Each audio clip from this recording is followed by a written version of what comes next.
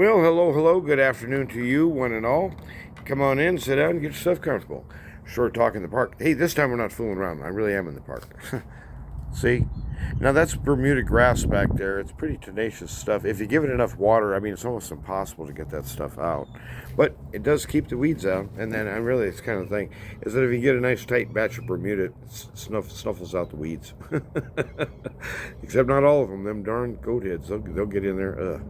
I hate goat heads. Anyway, I just wanted to have a short talk with you today, and we'll see which way this wins, as it were. Oh boy, that was really, I like that. Sounds downright literary.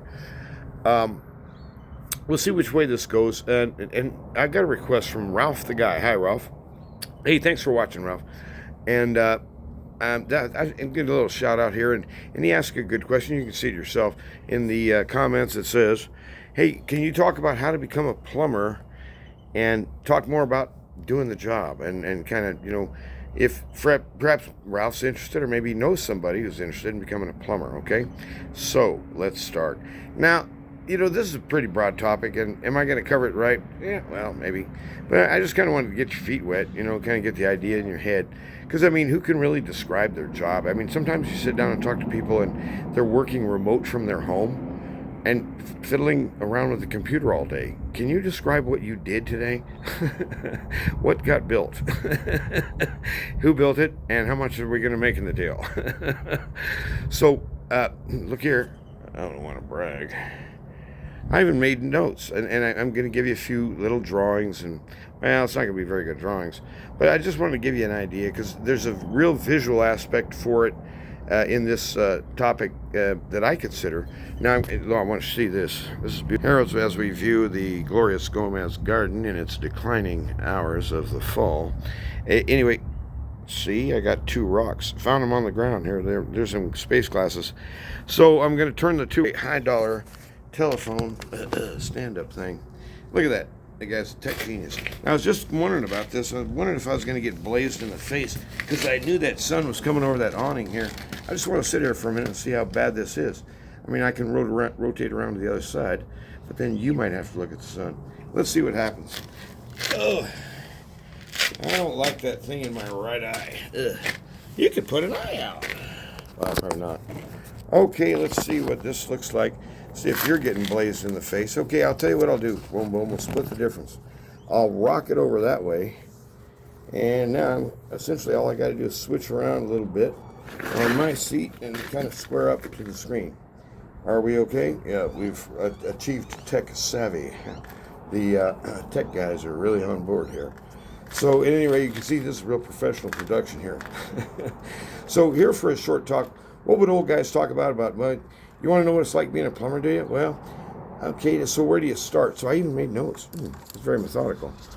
Now, it's not much in the way of notes, let's face it. So I thought, one thing that a lot of guys don't realize when they come into plumbing, it is basically a construction trade.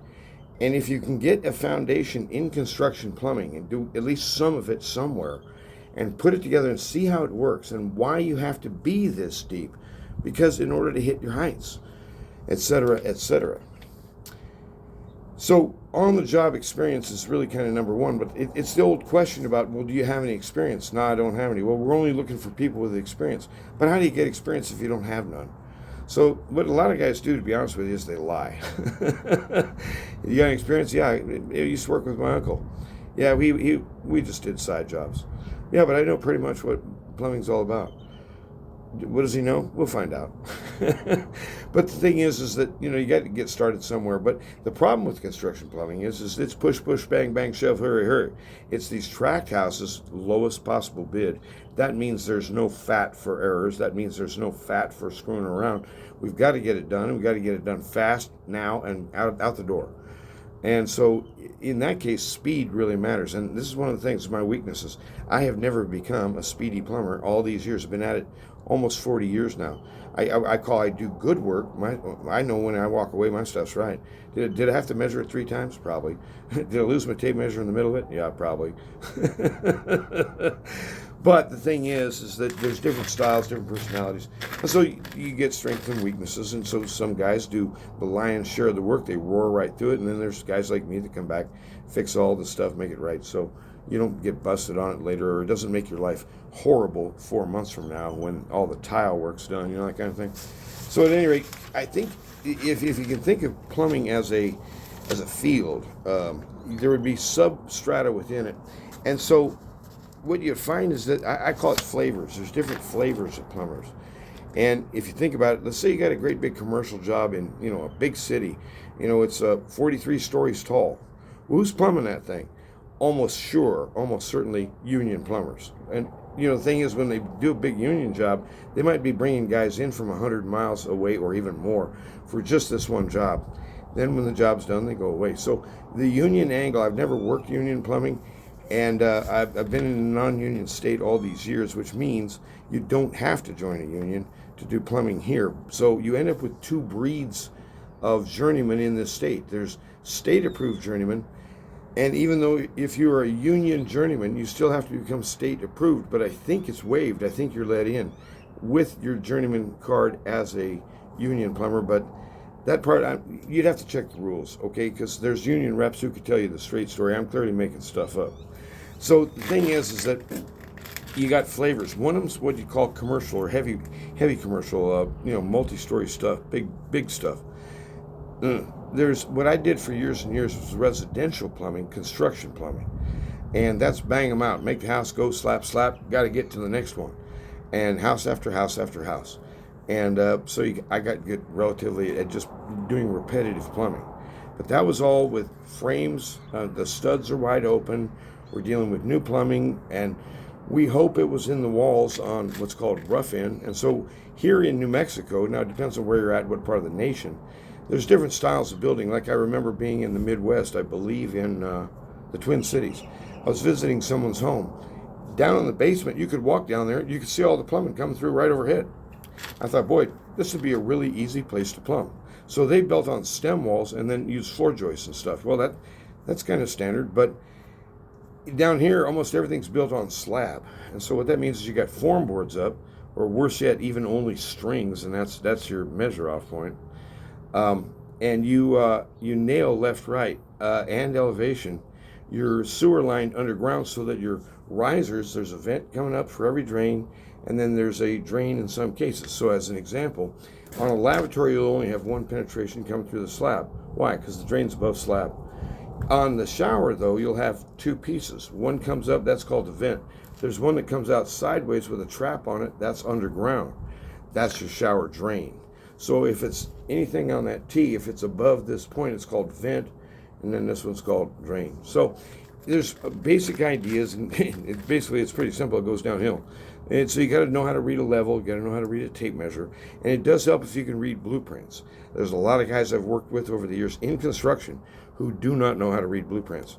And there's a lot of good information in there, and you might be able to find your walls. Where is that wall at? So I just did a couple of bogus little drawings here, and this is the kind of thing that I showed to my helper when he's getting mystified and he's got that cloudy look in his face. He's like, "What are you talking about, man?" And so this is a drawing I made here the other day. I made it for him, and this is not very good. It shows on a gas meter feed coming in on the left, which is correct. There's the meter. We're showing valve control. That's an X. We're showing a T going back to the house. This is a new T. We're dropping, that's a new shutoff valve, and that's a union. We're feeding an underground line. There's a new gas feed in the yard. So I gave him the sequence of how to put up the valves and the T, see? Here's another one. You're coming into an appliance. I don't care what it is. Well, as you come in, you see, whoa, you see the flow of gas, the arrow? What's that X? That says shutoff. What's that line? That means either a union or a flex, which is the same thing. So it's always going to be shut off first, then you can break it loose and pull the appliance out, duh. So, I give them little drawings like that.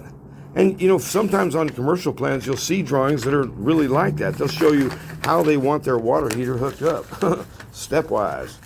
So, here's another one. Made this just a minute ago. Ralph, see, Horizontal drain, I'm under the slab. I'm going to be minus 34 inches more or less. I sweep it up. Vertical, I've got, here's slab height. You see that flat line? Here's slab. So you're looking at it from the side and the slab's here. So we got a sanitary cross here. On this side, I'm calling that a toilet. On this side, I'm calling that a shower. This is probably not a good installation. Probably shouldn't do that unless you use a special fixture fitting instead of a Santa Cross, but never mind that. The point that I was getting at is coming up here, this is called drain, drain, drain, drain, drain, drain, stop. This thing coming out here is called trap arm, trap arm. This is called trap arm, trap. Everything above this point is called vent, VTR. You see that little zippy doodle thing at the top? That means VTR, vent through roof. And so that's a standard pattern, say in a bathroom, except for that Santa Cross. That's bogus. What I was trying to indicate was that this is the standard idea. You stand up something, then you look off a branch. Well, sometimes you don't have the elevation because the sewer invert, they didn't want to buy a lift station, duh. So you got this stuff called flat laying. So now I got a toilet coming along. Here's drain, drain, drain. Combo looking straight up. Oop, there's a wall right there. Had to find that wall. Had to know where to look. Continue on, look up, toilet. That's vented. That's legal. That will work. Couldn't get that one in. So you can flat lay number 2. You can roll, instead of this combo vertical, you can roll in a Y and then an 1/8 bend out, stand it up over here with a sweep. So anyway, there's some varieties. And this is kind of like a rough idea of the house I recently did. If you saw what that one looked like, that little dinky dog, there's a bath over there, kitchen over here, laundry here. Real simple layout, 2-way cleanouts. Long end of the term, there's a one end clean out right there, end of the line. So at any rate, you got to get good at drawings. You got to be able to look at blueprints. Let me see if I can set this back down in my fancy rock stand. Hey, whoa, what happened? Oh, I forgot to flip it. Got a great view of the table. Okay, so at any rate, then there's another feature, Ralph, in terms of the lingo. And you've probably heard me use terms here and there, describing things here and there that, what's he talking about? Well, plumbers have their own special lingo, electricians have their own lingo, doctors have their own lingo, lawyers have their own lingo, cops have their own lingo. I mean, so another thing is, it's not a hard language to learn, but it does seem confusing to a lot of people. And I wonder sometimes if it's done that way on purpose, just to make people think that there's something exclusive about this club. Only members can decode the talk. And it ain't that hard to figure out. But at any rate, there's a special lingo. So, as an example, when you bring a new guy in, I'll just test him. Just ask him a straight up question. Hey man, do you know your fittings? What? Can you identify fittings when I call them out? I don't know. I think so. We'll find out. So I'll say I'm over here and I'm saying, now look here, I'm working on this slab. I need you to bring me a 2 inch and a half Santee. Give me a medium sweep, a spigot medium sweep to roll it. And then we're going to want a long sweep because we're coming down too low on the vent. You know what I mean? He has no idea what I'm talking about. He can't even figure out which vent fittings I just mentioned. He doesn't remember what I said because he doesn't have any kind of picture in his head of what we did last time, and the time before, and the time before, and the time. So I tell him what you need to do is after you see it go together, and you understand, I understand why that pipe stuck out here. That's to catch a drain in the future, isn't it? After the base cabinet's in. Yeah, right. So we're preempting the drywall guys, we're preempting the insulators, we're preempting the tile guys, and then we have to negotiate stuff back in the wall if we missed on rough end, because it's our fault that we're not in the wall. It's not the framer's fault unless the framer didn't follow the plan, and in that case we can get him to move the wall. But anyway, Ralph, so you got a lingo built in where, as an example, I was talking to my young guy, and I said, I was just fooling with him, and I said, do you know the difference between a long sweep and a medium sweep? He didn't know. I said, well, they're both sweeps, right? Yeah. I said, do you have any idea what a sweep is? No. I say, okay, so you got a long radius elbow and a medium radius elbow. And I showed him, I laid it out, see how the long curve compared to the closer, tighter curve, medium, long. Then there's one called vent, which is more like just an elbow, like that, 90 degrees with no roll. And so at any rate, there's different kinds of fittings, and they all have names, and they have to be specific names because you can't put the wrong thing in with glue. Sometimes if you put the wrong thing in, man, you are screwed because you can't get it back out, and you can't work around it anymore. You have to dig deeper and cut that thing back out and start over again. It's just, you don't want to do that. So at any rate, if you can get yourself in a job, what you really want to do is just be honest. Just say, hey, look, I've got a little bit of construction experience, or at least I can read a tape measure, and I do want to learn how to do the job, and no, I don't mind working hard. But here's the thing I always tell the young guys is that the kind of work that I do, which is more kind of like search and fix stuff, I do a little bit of repair, a little bit of remodel stuff, and this is what I wanted to say. I never did get to the other slices. You got commercial, you got residential, then there's a third leg, service and repair, which is more, people would call that roto-rooter kind of work, clearing sewers, clearing grease traps, clearing drain fields, that kind of thing. So, there's different strong suits, and we got a guy named Demetrio as an example. You want a cable guy? This guy's good. You want a guy who can do what do you call it? Blah, blah, blah. I just said it too. The huge power flush thing. it's a huge backwash deal to clear sewers and jet it. He can jet it as well. And I mean, this guy's good. Me, you don't want me dealing with that stuff. I have no experience. I've been doing this almost 40 years. Now, a good plumber should be able to lean over and do different aspects of different jobs. But what happens is over time they end up centralizing and just doing this stuff only over and over again. So the stuff I'm doing over and over again right now is going back and fixing stuff that other guys did, or getting into remodels where we're trying to add stuff that never was there before, and stuff like that. So you got the lingo, and I'd say, Ralph, I could talk to you more about this if you have interest in the future. And by the way, I'd like to say to my listeners, viewers, thanks for watching, by the way, and I'm glad you do. If you have ideas that you think in terms of a discussion concept, or what's that old fart think about that? You can ask, and who knows, we might have a whole series of topics to discuss. Because let's face it, I mean, I'm not the most important broadcaster in the world, and nobody's waiting around to hear what I have to say in terms of world events. So I just like kind of banging my gums and visiting and stuff, and it's a good outlet for me. I can bear witness to what I believe, and I can be free at least for a little while more till the big door closes. But the thing is that in terms of plumbing, I tell my young guys, what you have is typically a shop will run as a commercial, a residential, or a service and repair. However, our shop, and the last one I was in, is running two legs of this, running service and repair, and which includes remodel and construction, residential and light commercial construction. So you have to be flexible and stuff, and it helps if you're good with machines. It helps good if you know how to do a backhoe or a front end loader or a forklift or any of that stuff. That's always handy. And if you know how to kind of work on stuff, not exactly being a mechanic, but you may have to fix things out in the field with just kind of what you can make happen right here without another trip into town. And so, you got to be a little bit imaginative too. But the caveat is this: if you're afraid of a shovel, if you do not want to move dirt for a living, this is not the job for you. Dirt, and down here, like I say, building on slab. Boy, I get my taste of that stuff. Ugh.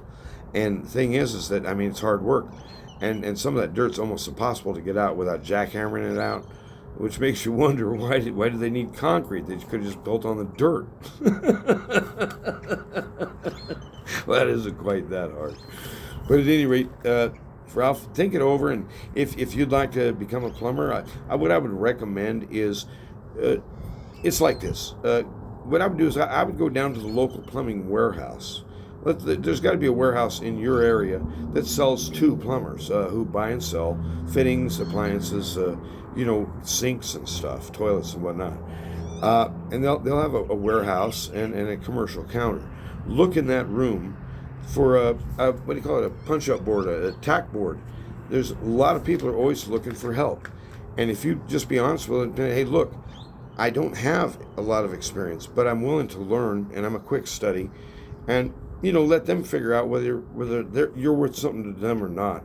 And a lot of them guys will give you tryouts because I mean it's a tough labor market out there trying to find young guys. And by the way, I don't want to sound sexist, but I always do anyway. In almost 40 years, I've only known personally, I mean, one lady, one female plumber, and too bad I can't remember her name, but I mean, it was really over 30 years ago. I haven't seen her. I don't even know if she lives in this valley anymore. But I was acquainted with her. I knew enough to say hello to her at the warehouse, but I never worked with her. Anyway, the point being, in all that time, I think I've met I think it's three female electricians doing construction work, out of all the gajillions of other ones. So by and large, this is a male-dominated trade. And if you don't like being around men, they can be rude, they can be funny, and they can be horny and mean. But most of them are good-natured. And especially construction guys. Construction people are some of the best people you're ever going to find. And I mean, they work hard, they know it's real, and they don't take no bullshit. And so the thing is, sometimes you just got to lay down the line, with either the boss or the customer and say, hey, look, do you want me to do the job or not? Okay? If you want me to do the job, then quit bugging me and quit henpecking me every 4 seconds. I'm trying to concentrate here. So, sometimes you got to put your foot down a little bit too. You don't want to be a knucklehead.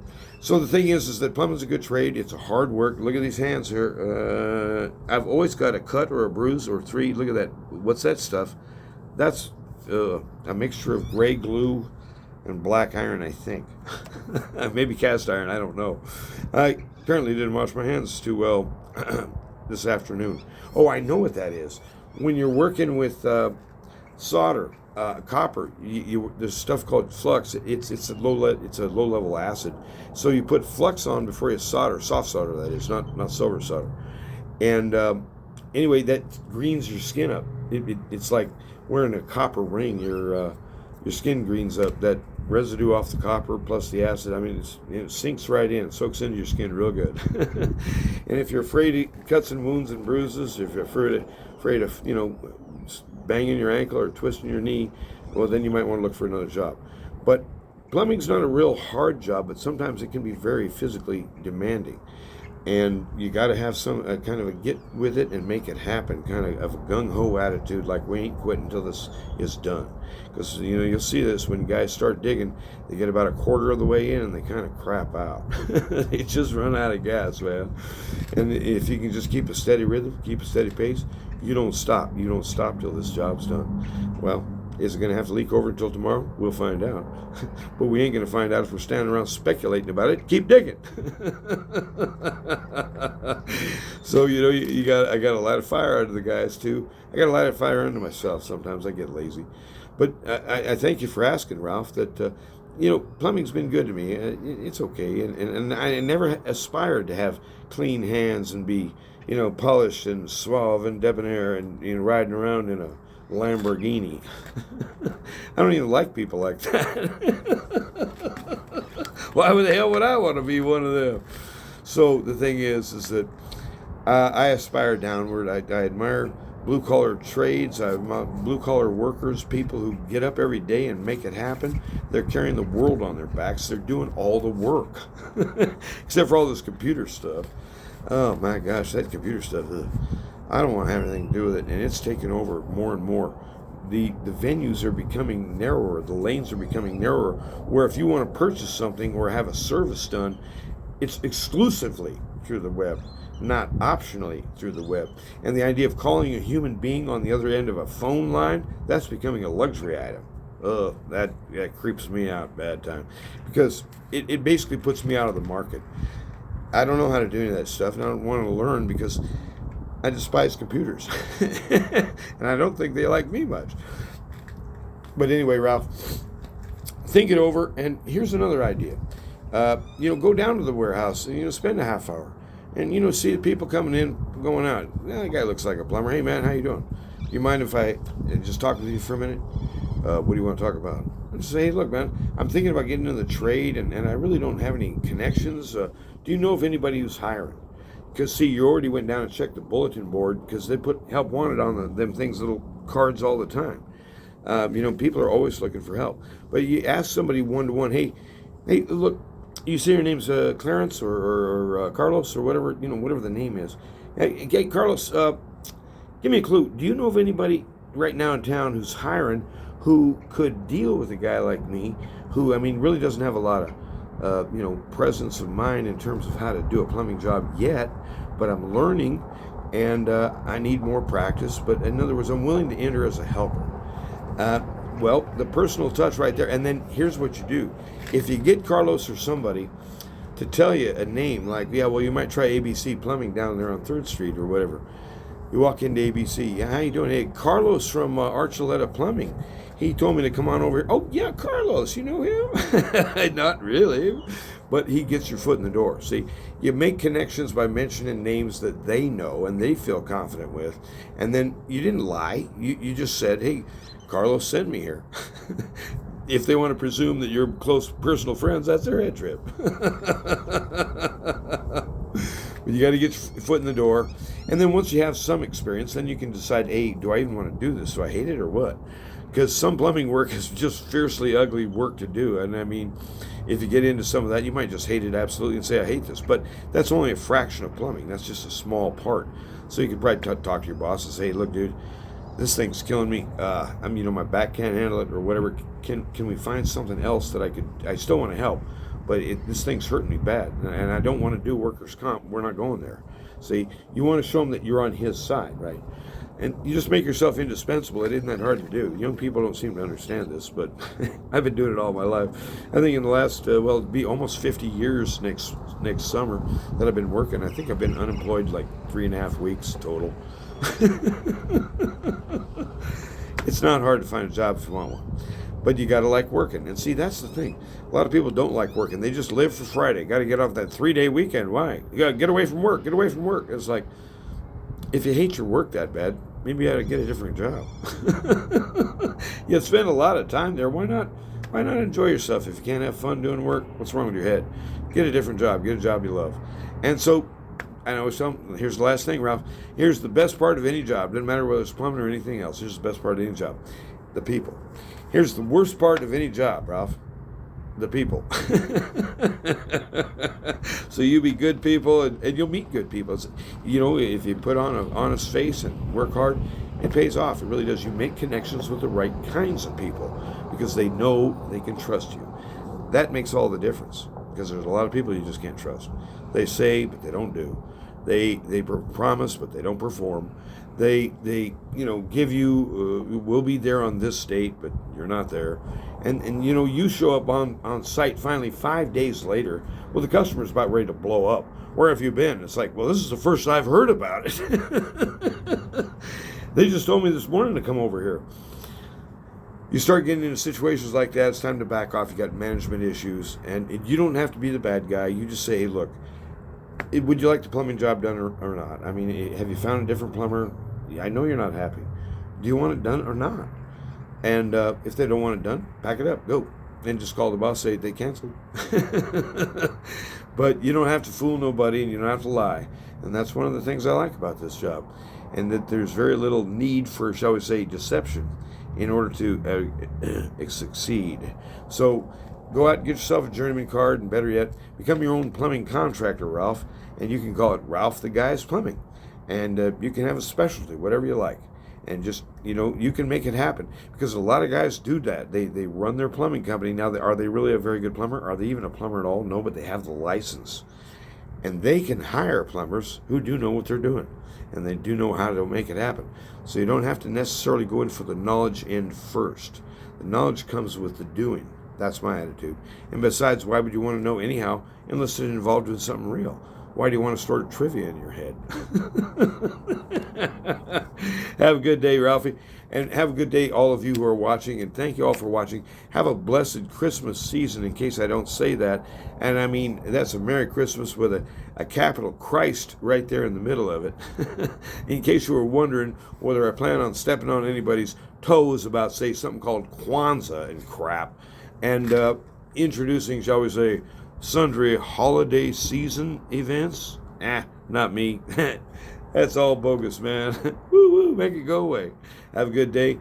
Jesus Christ, He's at the center. and he'll lead you. He'll lead you which way you ought to go. And plumbing's a good trade. Find yourself a good trade where you feel confident, where you feel comfortable, and you know you got a future, where there'll always be a demand for it. Think about it. It ain't that hard to figure out. You find something you like.